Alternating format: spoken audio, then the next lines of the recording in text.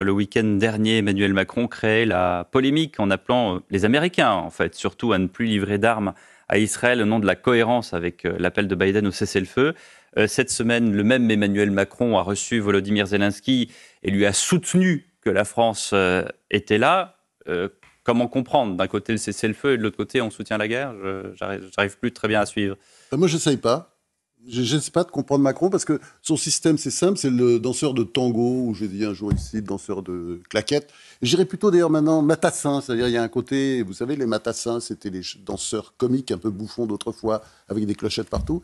C'est-à-dire, il va dans un sens et puis il va dans l'autre. Non, mais attendez, ce sont des sujets sérieux. Sur l'Ukraine, il n'a pas varié. Il n'a pas varié, mais attendez, excusez-moi, regardez sur le long terme, regardez au début, en 2022, et après. Non, excusez-moi, non, il a varié, il a varié. C'est-à-dire, je dirais, de toute façon, la politique, c'est aussi changer. Mais les rapports de force changent, c'est normal.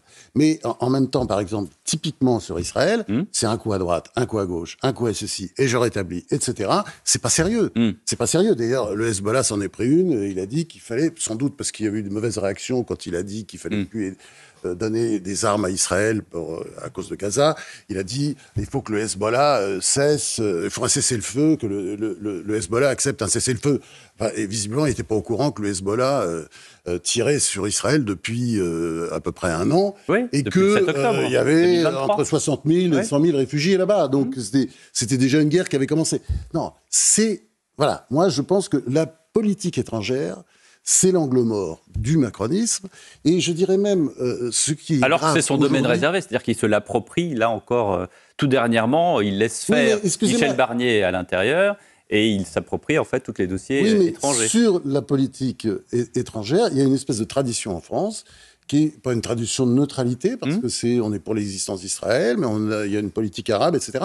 Mais il y avait une continuité. Excusez-moi, des gens très différents. Vous passez de Gaulle, Giscard, tout ça était très différent. Mitterrand, il y a une continuité. Sarkozy, Hollande, tout ça, il y a une continuité. Et là, brusquement, pourquoi? Parce que c'est un coup à droite, un coup à gauche, mais c'est pas comme ça qu'on fait de la politique.